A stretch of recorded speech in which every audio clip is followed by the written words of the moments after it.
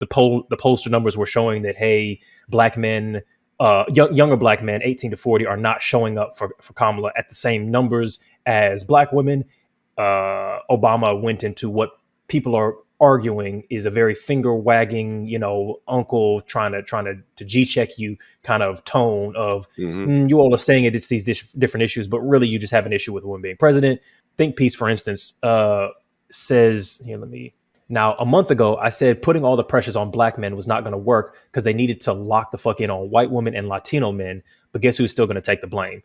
Even to the extent that it is true, which I said this before, I do think that some not insignificant portion of that pushback is rooted in just straight up a disdain or a resentment towards black women. Even with that being the case, what the fuck is the goal here? If for the group of people that aren't going to move, that are just like, yeah, we hate black women. That's what we do. Okay, cool. You're not going to win that group. So if you're trying to get some percentage of them that have some other issue over the line, just being like, oh, y'all are a bunch of coons. Whose mind is that changing? What do we, if you're trying to get somebody's vote, y'all are saying it's the economy, y'all are saying it's this and that and all of these other legitimate political concerns, but no, I think y'all just hate women. Oh, I didn't realize that. You're right. Let me vote Democrat. Who is that working on? Like, I think that the approach to talking to black men in the narrative has been not only inaccurate in terms of what the numbers actually bear out, but also condescending to the extent that we do actually need to get some folks over the line, which requires convincing and persuading, not degrading and chastising. So that's my. It's a red flag. I don't even think she could have won now that I think about it. Like, just looking at what the result was, I don't think that would have made the fucking difference anyway. Even in because there were two main cities that had a lot of young black men in it that were in swing states. So Pennsylvania, like Pittsburgh, Pennsylvania, and Detroit, Michigan, both of which went. But I'm like, this nigga took every swing state, and the red states wasn't close. And he took way more of the Democrat ones than the previous election and got the popular vote by 5, 6, 7 million votes. Like, I the more I think about it and how big that fucking margin was, I think that no one could have won. And us trying to explain all of that away just through the effect of misogynoir, which is there. I would never argue that that's not a big part of it. And I think a lot of people, a lot of men, and even I'll say a lot of black men, because I have had some of those conversations where I'm like, I do think that there is, you just don't want a black woman in office, you just don't want a woman in office kind of energy, ain't enough to explain that gap. And I think if you would put anybody else, they would have lost just as bad as she did.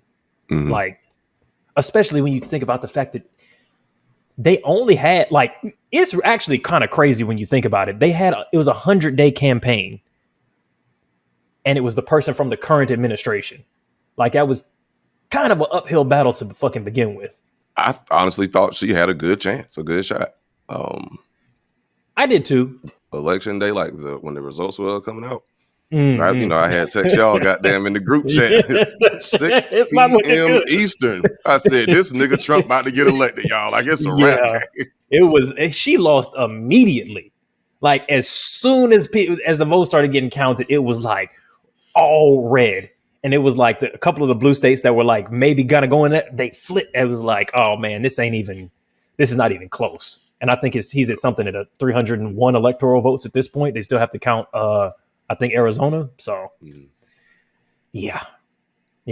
I mean, look, I did too, but one of the people that I really would love to have on here is a pollster, Josh Doss, I think his name is, who I spoke to about having on this pod, but I thought that she had a good chance, or that maybe even she will win just based off the energy, but that's kind of irrelevant. Like, you kind of have, you know what I'm saying? Because the energy is from other people that kind of agree with you, or just the stuff that you're saying online. It's not it's not reflective of actual voters or what they're going to do. One thing he did do well that I thought at the time seemed desperate because of his energy, but in hindsight was like a super savvy fucking plan, was mobilizing young men through the podcast streaming shit. Like, just making all of those appearances was super, super smart. But I think at the same time, back to my point about, I don't know whether or not any Democratic candidate, except for maybe Bernie. And the reason I say Bernie is because he has that name recognition. Because I think Kamala, had the best chance, but I don't think a Democrat would have been able to win because people are dissatisfied. Primarily, one of the biggest things is the economic shit. So if you had done a primary and got somebody else in, they would have had 100 days to get America to know who the fuck they are. They would have lost too. But I say all that to say, I don't know if the podcast circuit would have served her as well with just 100 days to close the gap anyway. So I don't know. I mean, no. I mean, then like you got to think also, the people that Trump did podcasts with, their audience is perfect for him. Exactly. Like he was mobilizing an audience that was already leaning in that direction, who felt, to be fair, maybe even a large amount. And I lost a lot of respect for Theo Vaughn for having him on, because I think that just, I don't know. I don't know what I thought Theo was on, but wasn't that. But I don't know. And because the other thing is, I don't know because then he has Bernie like on right after that to like even it out or some shit. But I'm like, only one of these people is running for office, and people like to play this fucking game. Schultz is playing this stupid fucking game where it's like, oh, well, there's nothing wrong with just, interviewing a candidate. Bro, I listened to the fucking episode. You didn't ask this nigga no hard questions. You fucking pulled your pants down, turned around backwards, bent and coughed the whole fucking podcast. And you don't act like that with everybody on your podcast. You gave him just layup after layup, didn't ask him no hard questions about, sexual assaults or abortion rights or none of that shit. It was just, how do we humanize him, and how do we give him a chance to, to de-extreme some of his more extreme shit that he definitely said.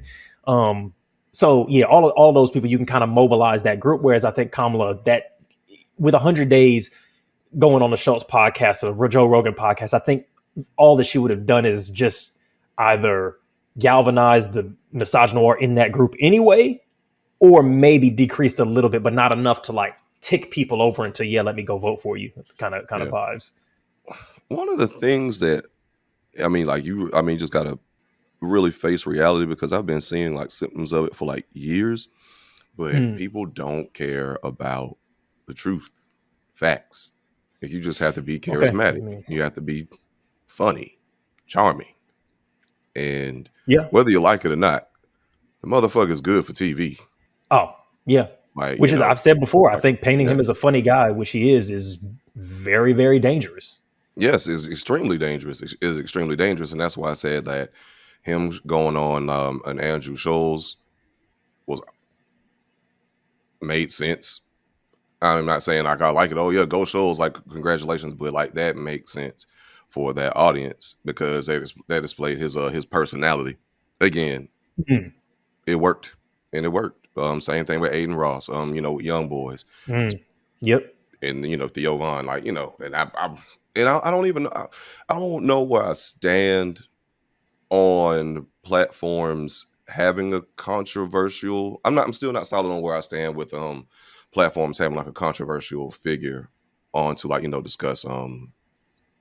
discuss like serious topics, because a lot of people just get mad at a certain platform. We'll just say like the Breakfast Club, for example, just for having someone on, like, even if you're trying to have a conversation with them in good faith, like, you know what I mean? So I think that where I stand is, it depends on a couple of things.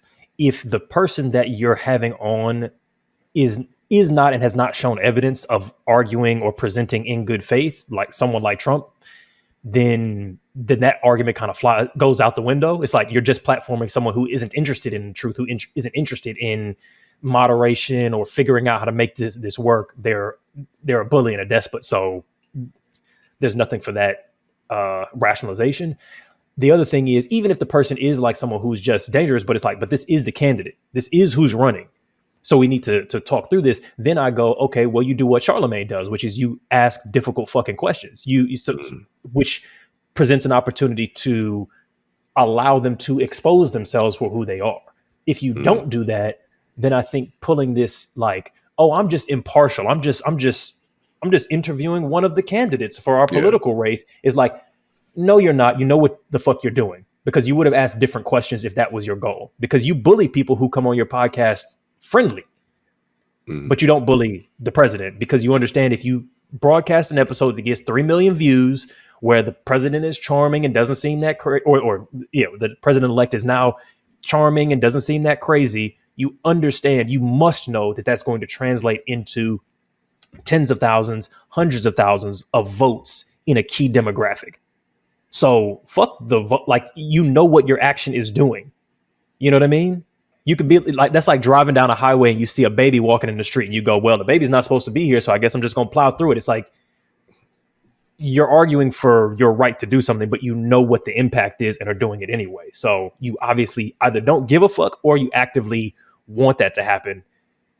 And of course, like, he's a Trump supporter. Like, we know what the fuck time it is. So are we still talking about Andrew Schultz or just in general, like a general statement?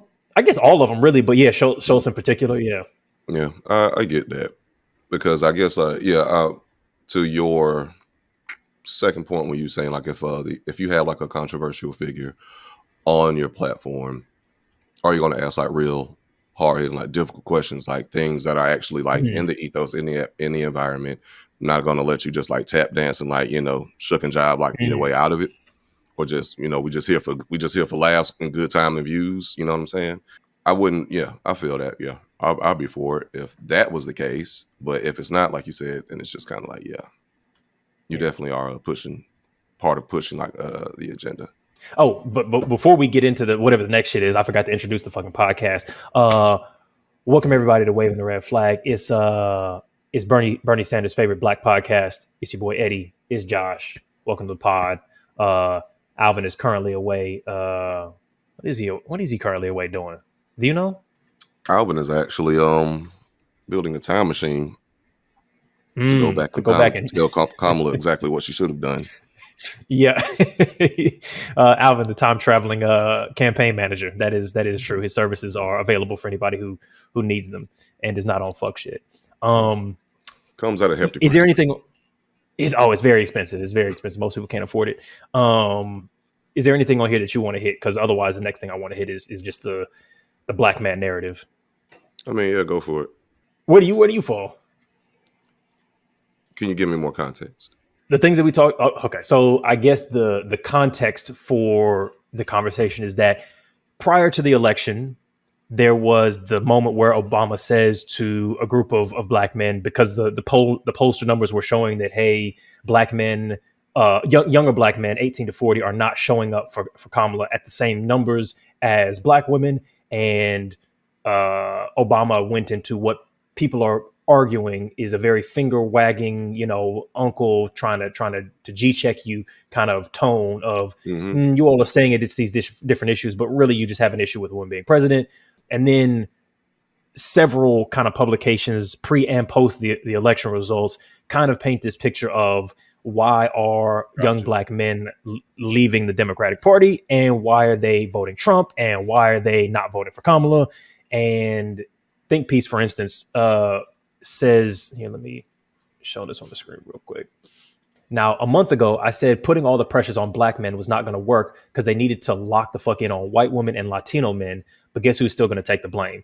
And so we're looking at some of the results of within the key states of who actually voted where. And black men, it's like 78% voted, Democrat. Whereas white women, white men, Latino men, they're in the majority actually voting the other direction. So that's some of the context, and then all of the conversations that you all had in the previous episode. I got you, man. I was surprised, honestly, like, because even when like the topic came up, or like from of what was going on, like this is a conversation that's happening, and I wasn't even aware that Obama had it's like, you young niggas, y'all need to get up and go vote. It's all on you. Yeah.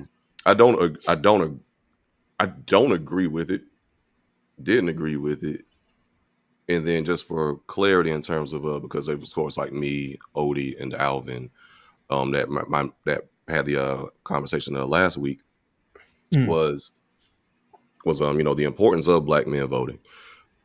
From my frame of reference, like during the show, it wasn't that it really comes down to black men. It was just going hard at like that 20% of black men who either weren't going to vote or were voting Republican. And I think that's actually quite fair. Like, I think it's kind of a country club conversation where you're like, look, we're not saying that this singular group is to blame for the entire thing. But what we are saying is, hey, this group is the group that we're in community with. So black women are in community with black men in a way that they're not with Latino men or white women. So we would expect y'all to show up to support.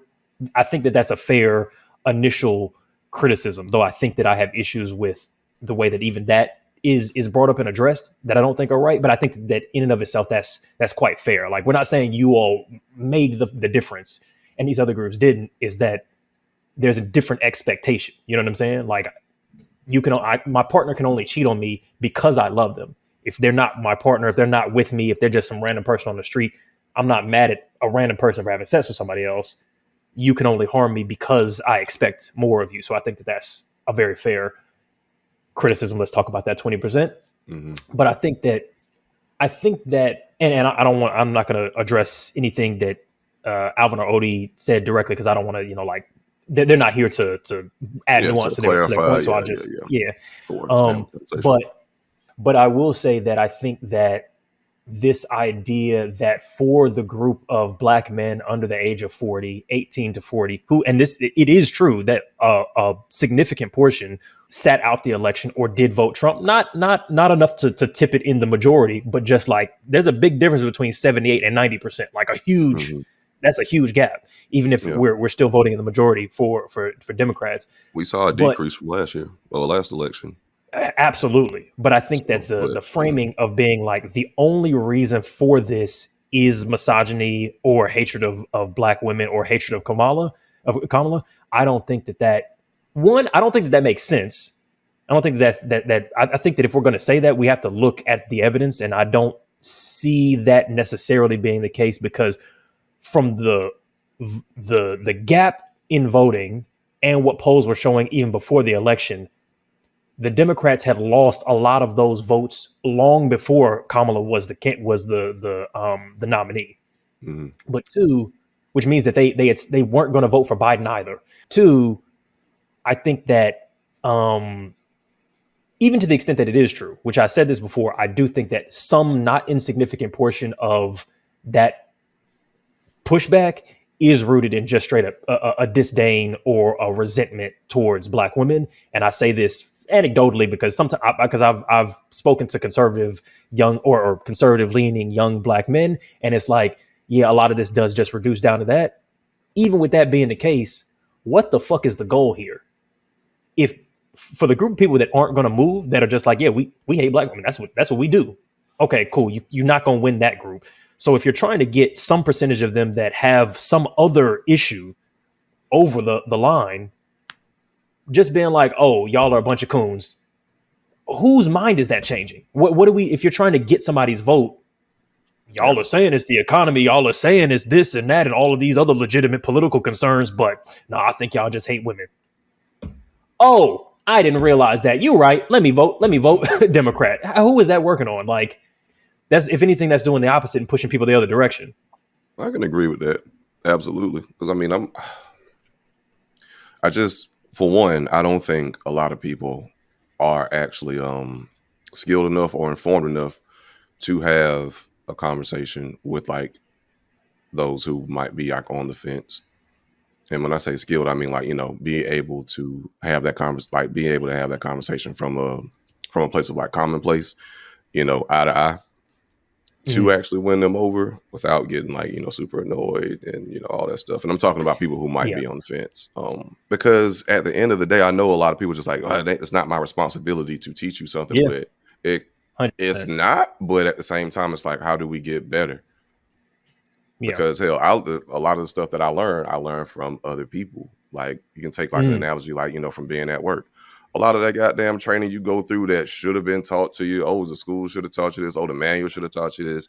The training video should have taught you this. But like when you actually step on the floor, a lot of the people a lot of the niggas that's really doing it, that's really already know what's going on, will tell you, man, look, throw that shit out the door. This is actually how you do it. This is what's going on. Like, this is how you actually look at the problem. Like, here's a solution, So I get it. People are tired. I'm tired.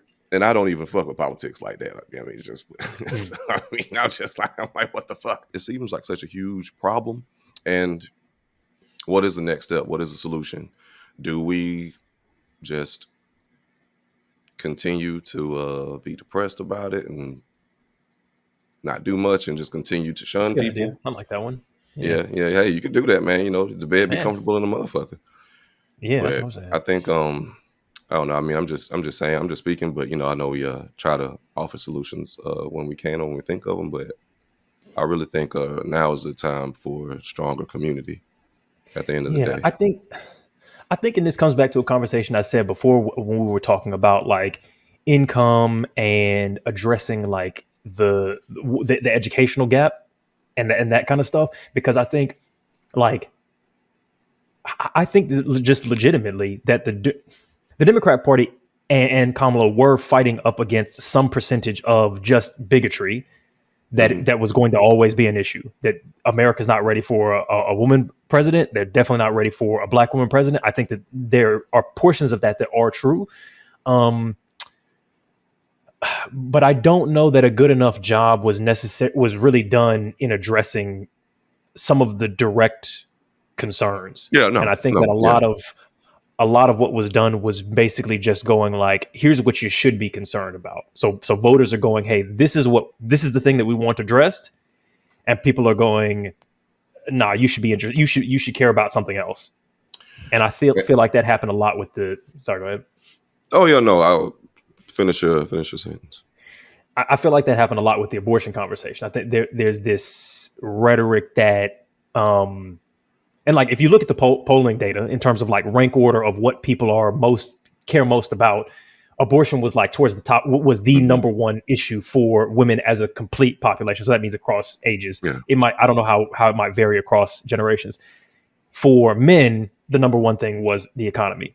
That's not necessarily surprising, but I think that what happens when you're doing politics is that people kind of go, there's a difficult negotiation that has to happen when you're trying to get people's votes, which is that you have to go, even if we think that this is the number one concern, and as a matter of community, folks should be lined up with us, that isn't necessarily what happens, especially if the other person's concern feels like it's desperate. Like if people are starving, it's going to be a lot harder to sell them that they should just care about a different issue. You know what I mean? So you're saying that's what, in the vein that was what Kamala was doing. Like, okay, these are the.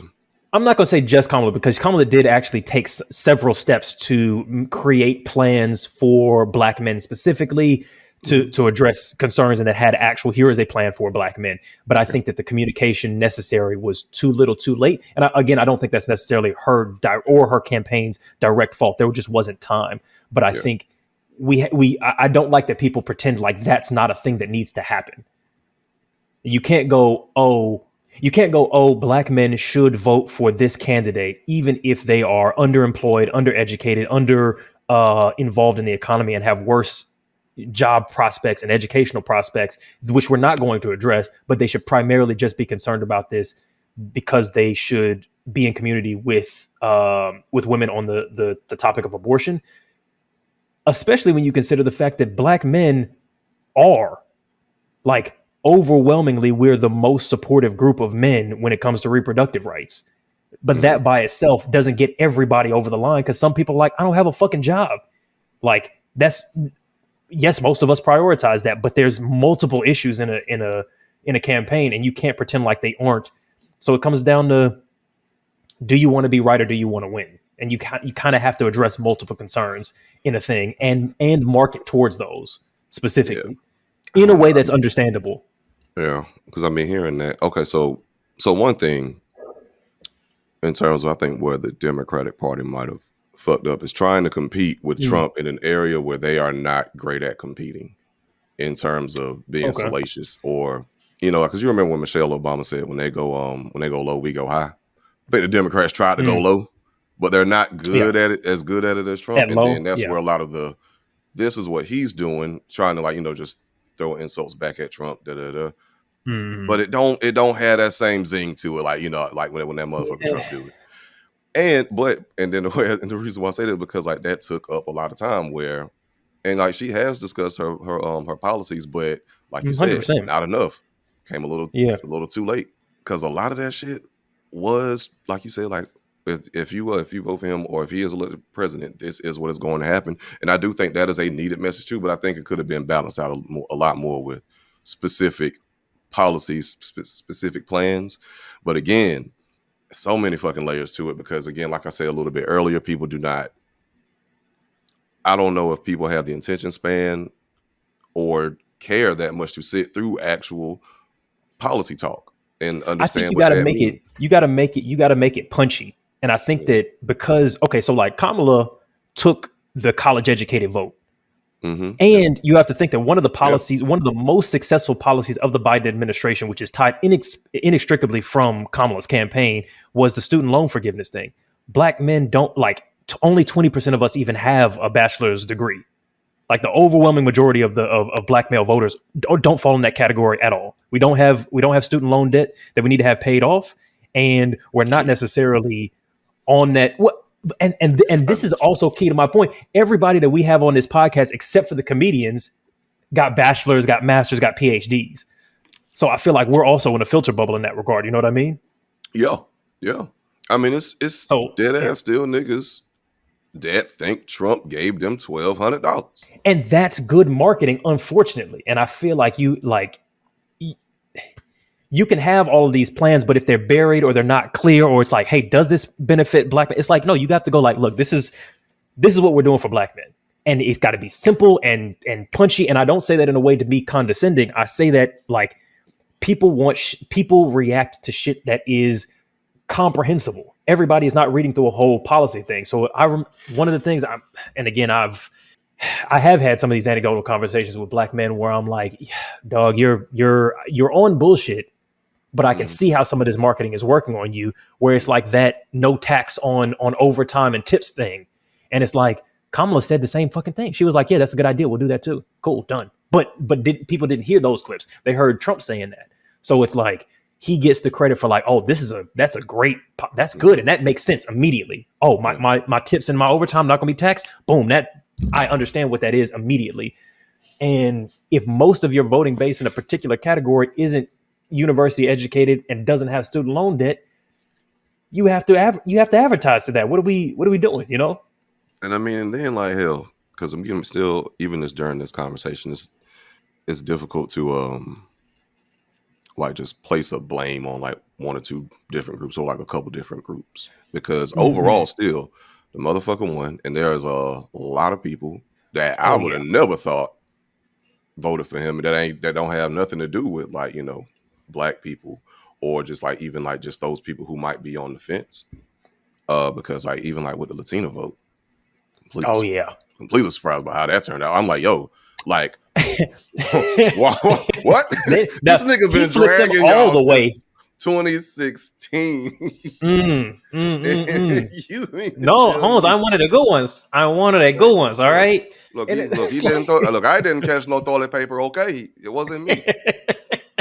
It wasn't me. No, but look, I think, yeah. So my closing piece will be, I think that the approach to talking to black men in the narrative has been not only inaccurate in terms of what the numbers actually bear out, but also condescending and effective to the extent that we do actually need to get some folks over the line, which requires convincing and persuading, not degrading and chastising. So that's my closing point there. But you're right. Outside of the country club conversation, if every single black man in the country voted for Kamala, it wouldn't have made a fucking difference. Trump still would have swept the whole fucking thing. And with the Latino men thing, I think you do have to take into account that like it's only niggas with citizens or like Latino men with citizenship who are even making these votes. So it's not motherfuckers on PR. It's not people who are recent immigrants. It's people who are 2-3 generations in, been had their citizenship. Maybe their parents already have citizenship. So you do have to kind of consider like that's a different kind of a group. You know what I'm saying? That's not representative of all the Latino people in the country. And their biggest concern as well is economics. And Trump has done a good job. I don't like, not evidence-based, but just in terms of like, snake oil salesman, has done a good job of painting the picture that he's a good businessman. and will Right. run America as a good business. And the Democratic Party, inflation is at a wild high. So people are like, the economy's bad. He said he'll make it good. It's no problem, man. Sounds like no problem to me, you know? And I think that's what I think that's one of the big things that happened. Yeah. Yeah. And then, I mean, at the end of the day, too, like, there is a lot of, there is just a large problem with misogyny and how they view women. Because, I mean, hell, I don't even think some women want to see another woman president. Oh, Especially white big women. Like, facts. or I mean, like, Big facts. you know, Big, like white a women, black it's a whole female president. Like, because hear me out. Because, like, 100%. even say for instance, like, just kind of how it's such a huge shock. If you're a Latina or Latino and you vote for Trump, you know, it's like, how is that making sense? But if you were a woman, you don't care about your own reproductive rights or the reproductive rights of other women. Like, Yeah. and that's a huge one. I would be curious to see what the thinking is there, because one, Yeah. I can imagine for women who just were always kind of conservative, that doesn't really surprise me, because the argument is just like the most extreme version of the conservative stance on abortion is it's a baby once it's conceived. Why would I want to get an abortion? So I don't want one. And combined with the fact that that's a thing that shouldn't be legal, so we might do them anyway. But you know what I'm saying? We have a private little doctor that takes care of that shit illegally behind the door, but we don't really talk about that as some, you know. So And so that's the there's real so that fucked doesn't up surprise thing me. about it. Yeah, because imagine you might want maybe we have to cut this out. I don't know how spicy this might be. Go for it, yeah. But allegedly, and this is just my thinking. This is just my thoughts. Allegedly. There's absolutely no proof that I have of this, but I would not be surprised if that nigga Donald Trump has taken advantage of an abortion before. Oh, for sure. Like many politicians who are like, get them, like, no, absolutely. Hell, even gay rights, trans rights. Many politicians got their hands in that pot. You feel me? Yeah. You feel me? Yes. Yeah. You know what Deep I mean? in the stew. 100%. Mm-hmm. Stirring it up. No, that's a fact. Yeah, I don't think that's slander. We can say allegedly it's possible that might be the case. Well, we can't even say allegedly. So I mean, because I just this is just my thoughts. So I'm not going to say like he did this because I have no proof. But if you were a betting man, you might suppose that it's possible. That if I've had to put money on it, Josh, all right, put $1 million. One of the biggest takeaways is the motherfucker won he won this election so thoroughly. It ain't no room to, she won the popular vote and he didn't take it. Motherfucker took every single swing state, got the popular vote by 7 million in the country, stole a whole bunch of votes in several Democratic strongholds. Now, it's unsure whether to what extent that's like people who flipped versus people who just stayed home, Yeah. Because a lot of that is some people just didn't come out. Yeah, and that's another thing too, because there was a significant. I think there was if I'm not mistaken, like I think there was a significantly less voter turnout this year, like in the millions. Like people just didn't even vote. Because it's about 265 million like eligible voters now, which is like 5 million more than it was last thing. As of the count now, has only gotten 74.6 million popular votes, which is like 400,000 more than he got last time. Whereas Kamala's at like 70 million, Biden got 81 last time. Mm-hmm. So like this, it's not that Trump gained a whole bunch, like as much as Democrats lost a whole bunch, at least from those numbers.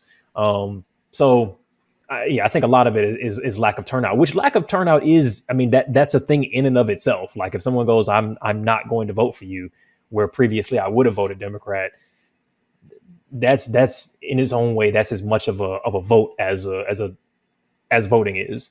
Yeah. So, yeah. But yeah, it's just so thorough that. Oh yeah. That was a belt to ass, thorough spanking. You know what I mean? Jesus. But I will I do also want to mention this too. I don't have to get too deep into it because we don't have a woman to discuss this. This part, especially we don't have a black woman to discuss this part. But actually, let me wait until what you say what you said, because maybe I'll agree. I don't know. I mean, I'm also being like slightly facetious about maybe not getting too deep into it, but I definitely do want to send a shout out to the Black women, because they always show out for a worthy cause. You know, um, makes progressively gets the needle moving on a lot of things that they do not get credit for. I was talking to it's a Black woman, I was talking to somebody the other day about the election results, and I asked her how she felt. She was just like, it just feels like another thing of Black women are not good enough. Like no matter what, you'll never be good enough. Just kind of like that sentiment that they carry.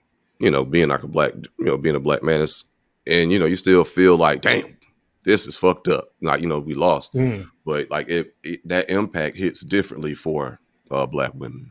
Yeah, no, of course. If you actually, I mean, because we're in community. That's our women. But if you're directly, that's your group. You're like, oh, America really don't fuck with us. Like, especially when it's like, because I think the popular vote thing to me would particularly sting, because it's like, oh, this is what America wants. This is not a manipulation. This is not a thing of the Electoral College. This is what the people feel. And it feels like just an abandonment and a disdain. I think there are other factors that are going on as well, but there's no denying that a big percentage of that is just like, America does not have love for Black women. Like that's just so, which is not necessarily surprising, but is disappointing. Very much so, because I mean, I'm just still completely bewildered by the whole thing. Because like, okay, so say for instance, I helped a friend move, and my friend's brother was like, "Man, what you think about the election results?" And my homeboy was just like, "Yeah." He was like, "Man, shoot, but you really think Kamala was gonna be better than Trump?" Yeah. Like what? And that's like it's crazy because like I'm trying to figure out how is she that bad? Like even like FD, even FD was like, no, fuck that. Kamala was the ops. I'm like, yeah, okay. And not saying that FD wasn't like, because he was staunchly in favor of Kamala.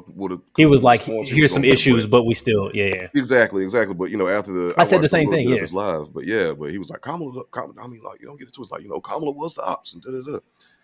And mind you, I am uninformed, so this is just musings of a dumb nigga. So, but it's still just the fact of like, how can people even suggest that she would be, or the implications of her being president would be worse than Trump?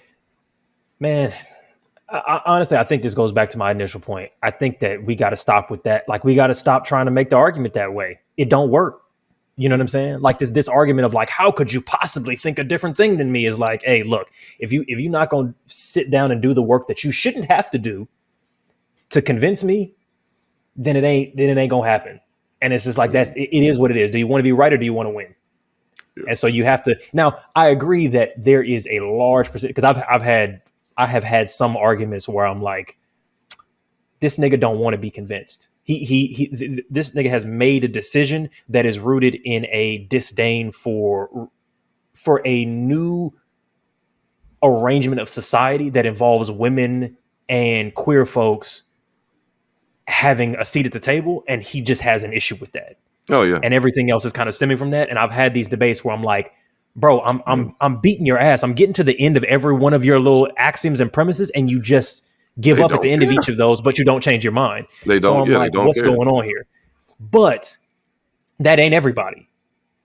Those folks, you can't change those folks' minds. For the people whose minds you can change, who are actually thinking about something, you have to go, okay, well, here is why Kamala would have been better. Here is how this affects the people in your community.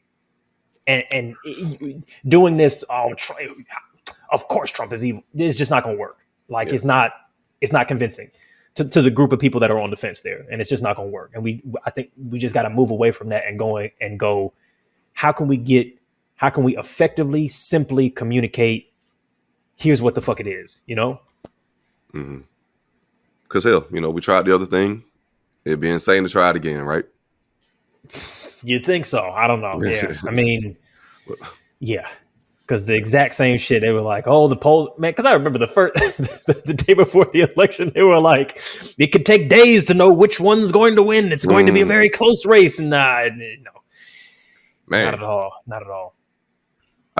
You want to do like this 4B thing, and we so in tune. That's exactly. I was like, just going back to that. If you're a woman, or if you're specifically a black woman, that being like, damn, motherfuckers are really not showing up for me, despite the fact that I've shown up for them, as you said, protests, organizing, grassroots, constantly. Black women are at the forefront of that. I definitely understand if black women who are just like, I'm not fighting this fight for nobody else if people aren't fighting for me. Yeah.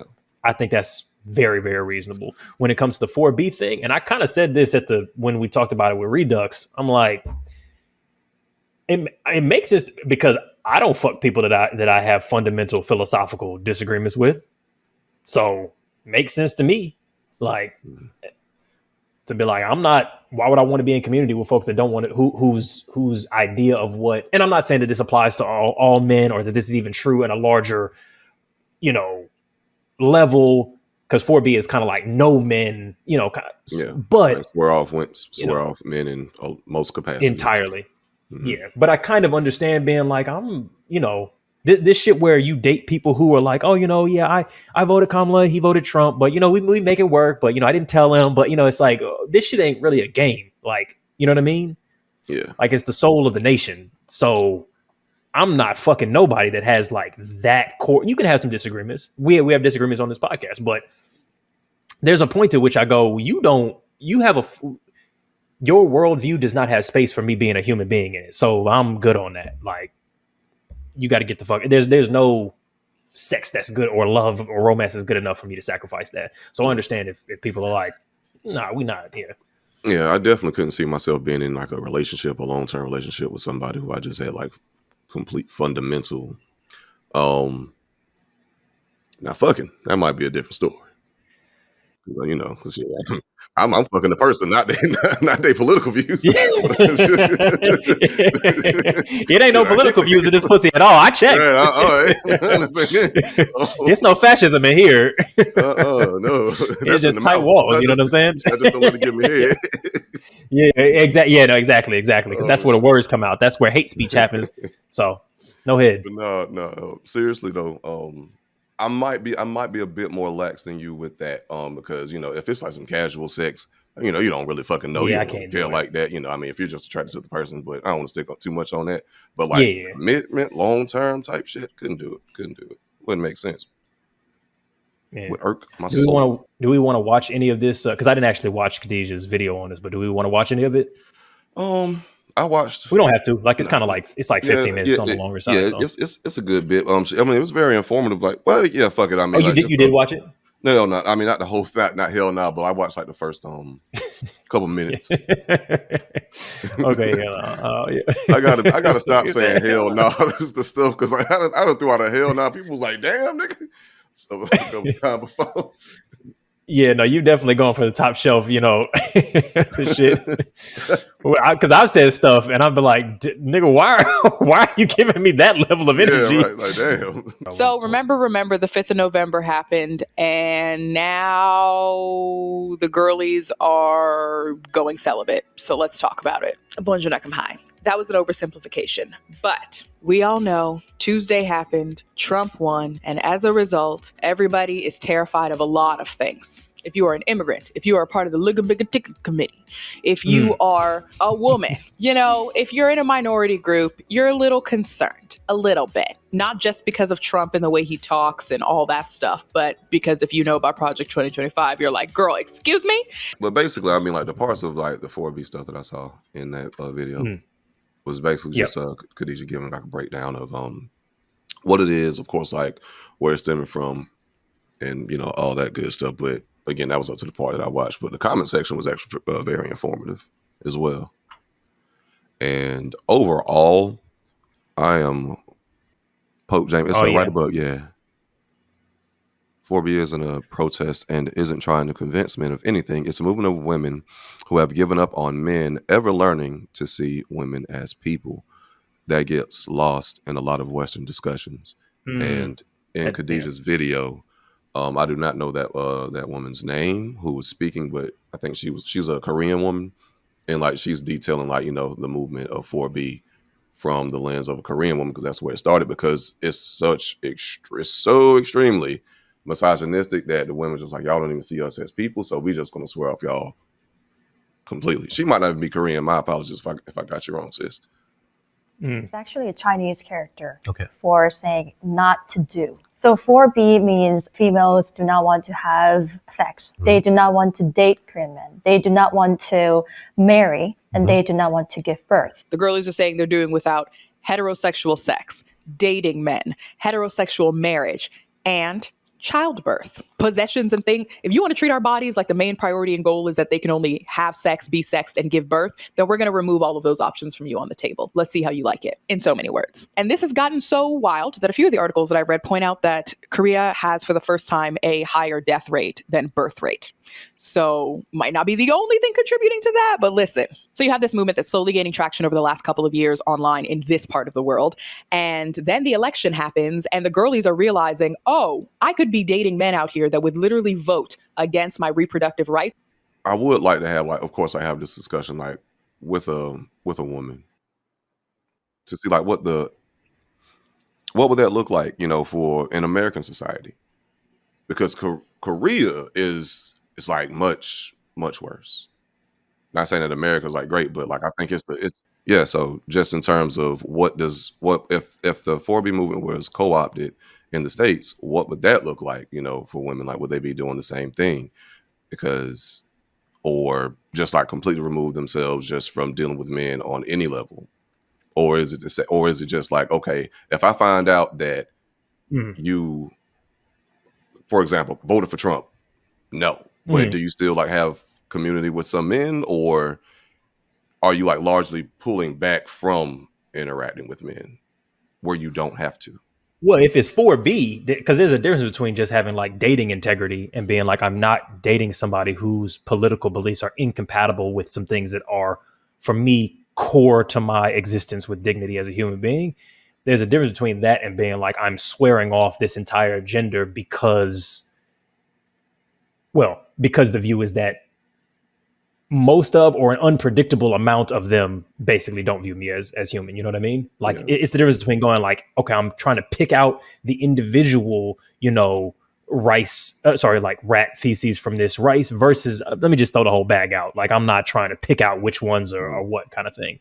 I'm not trying to distinguish the venomous from the non-venomous snakes. I'm gonna stay home from the zoo. No, thank you. I think for the first one, that to me just makes kind of obvious. Like everybody should do that. Like why dating somebody who if you're a person who obviously is in support of reproductive rights and dating somebody who doesn't, what the fuck are you doing? Full 4B? I mean, realistically, that shit ain't gonna happen. Like, not by like a large percentage of people, of course. Like, it's just not. I mean, white women have been fucking versus white men for forever. Yeah, come on, that's not. I mean, but the impulse. I mean, and it might. I mean, some might happen. For sure. Yeah, for sure. And I think that by itself can move the needle. One thing that I also think is maybe just being ignored in this whole conversation, where we're trying to figure out like which coons are to blame for this result, and is it white men, is it white women, is it black men, is it Latino men, and all that kind of stuff. I mean, like with the way he won the first election with the Cambridge Analytica sort of like hyper targeted online campaigns for persuadables, they did a lot of that same kind of campaigning here, not just in the podcast thing, but doing like having vote chasers and that kind of stuff, like grassroots work that was happening by the Republicans. I think that, we're all kind of running around trying to like figure out what messaging didn't happen or what's happening interpersonally. And I'm kind of like, I don't know, maybe a lot of this came down to like just logistics and actual tactics and techniques for activating voters that just weren't happening. And I think it's easy to just not think about that or acknowledge that. Yeah. I mean, shit, at the end of the day too, is like, that's what the culture was feeling, man. Because I mean, I that's not like a counterpoint to what you were saying, like, you know, the American culture, but that's what the motherfucking American culture was feeling.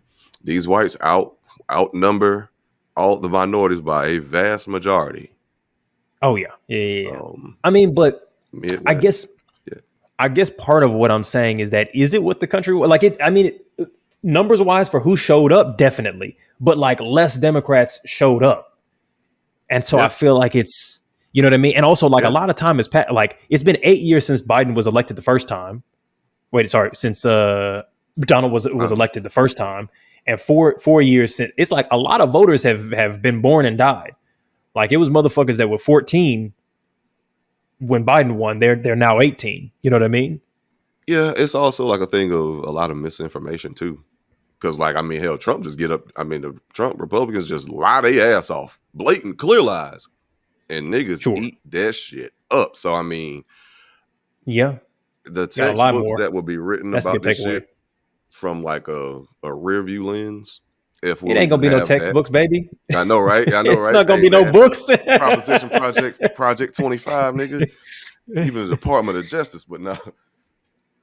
But he claimed the Trump and his political party and campaign swears that they have no affiliation nor association with that. But they definitely at minimum they taking pages out of that motherfucker. Bro, I saw Jordan Peterson, Ben Shapiro, Matt Walsh, all them Daily Wire motherfuckers. They were cackling on the live, smoking cigars in leather chairs, talking about, oh, we finally won. We're in the White House. And it was a smart idea. It was a good idea for him to distance himself from Project 2025. But now that we're in Trojan horse, now it's time to activate that shit. We know what the fuck is up. And I'm like, yeah, we're about to see what's, because like he doesn't have to try and go for re-election, and Senate like Republican majority, House, they're what, like 5-6 votes away from having the majority in the House as well. Hold on, election data is temporarily unavailable. What's going on there? Okay, here we go. We're being too dangerous right now. No, it's two. So they're at 213 right now. Dems are at 202 seats. It's 218 to a majority. It's looking like it's a good chance. I mean, it's still technically close-ish, but it's looking like it's a good chance that they've got both majority in the House and the Senate, and they've got the executive seat. So, oh yeah, it might be a new age. You ever heard of Lily Tang Williams? No, man, that's a Chinese immigrant. Sound like a Chinese rapper. Okay, could be. I mean, shoot. She be dropping. I seen a TikTok of her, a couple of them, and she was talking that shit. But she's a Republican. She was running for the House of Representatives as a Republican, as a Chinese immigrant, older woman. And man, she was talking that shit, but I was surprised that she was a Republican. And I think we also have a thing of, I mean, shit, I don't even know if I really want to get because that's what the Republican Party showed us, that they really are just don't give a fuck about the actual like middle class, like working people, in a sense. But this woman, Lily Tang Williams, I was like, okay, well, this is at least from what I saw, seemed like a good representation of how things should be, even if, you know, you can be like a Republican, but you still have common moral sense and a genuine heart for the actual people. And if we say, well, nah, she's not Democrat, are we saying that that's what Democrats do, or all Democrats? So hopefully, I don't know, maybe a couple people would have goddamn hard to sneak into that thing and just make things difficult. I mean, yeah, well, I mean, because there's like the two-party thing is like, it just completely robs us of our freedom. And this idea of it's like it's Republican or it's Democrat, and Democrats are like the progressive party and Republicans are not, is like they're both low-key quite conservative on a whole bunch of issues. I think that there are Democrat candidates who their politics don't work. There are some, though to a lesser extent, Republican candidates who do have some standards of civility or whatever, which we saw throughout Trump's election, where it was like, I mean, his vice president was like, bro, I can't I can't fucking do this shit. This is going too fucking far. Like you're trying to fucking overthrow the government, dog. I'm Republican. I'm not a monster. So I think that, yeah, but I think that acting like it's just those two choices is like, yeah, it just robs us of being able to go like, we need other options. Yeah, to actually address issues. Yeah, facts. Because I mean, hell, they do have like other like subgroups, but like they ain't making. You know what I mean? They ain't. The only way it happens is if we introduce ranked choice voting. Like that's the only thing that's going to happen. And thankfully, and I only found this out this year, that can be established at the state level. So each state can decide that that's what they want to do as their count. You know, if they put that into law, I think that needs to be a big fucking campaign. I think that organizing groups in state government need to look at getting ranked choice voting into place. Because then you start having senators who are Greens or socialists. Yeah. Okay, so closing remarks, thoughts, anything that you haven't gotten a chance to say with regard to the election, the state of things. Keep it spicy and punchy as you always do. You know what I mean? Say something that provocative to get the people going. You know what I'm saying? That they not ready to hear.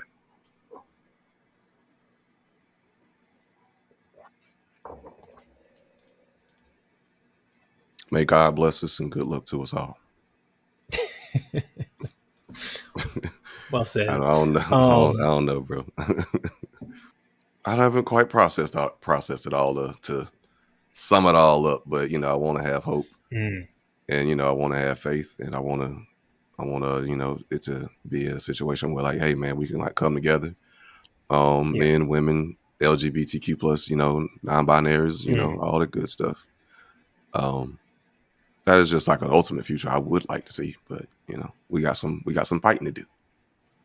Yeah, shout out to Palestine because it's finna be rough. It's finna be a not good time. Like free Palestine in that, but I don't think it's gonna be a good time. I think it's gonna be real bad. That's a whole nother fucking Jesus. So prayers and blessings because it's gonna be rough because these. If there was a chance before for protests to kind of have an effect, this nigga Trump ain't finna give a fuck about none of that. It's finna be laissez-faire. So, yeah, it's gonna be So, look, with that in mind, thank you everybody for listening. If your husband voted against your body interests, you might be seeing a red flag. But at the same time, if you oversimplify political concerns of a particular group, to instead just chastising them, hoping that that'll get them to flip their vote, might be you just waving the red flag. It's been Waving the Red Flag podcast. It's been Eddie. It's been Josh. Alvin will be joining us from the past shortly, hopefully from another timeline to report back on his findings. If you all are interested in joining a little bit more of our community, to kind of get bonus episodes like the one about interracial dating that we did with Professor Odie, the lives that we do every week, discounts on our products, then you should join as a member of the community. You can do that on all of our platforms. You can do that on Patreon and Spotify and YouTube and all of that. If you want that extra access, cop that. As always, like, subscribe, leave a comment. Let us know what you think about all the stuff that we discussed. What you think about the election, what you think about what we've said about the election, our blind spots, all of that stuff. And we will, of course, see you next week, as we always do. Stay strong, and we wish you strength.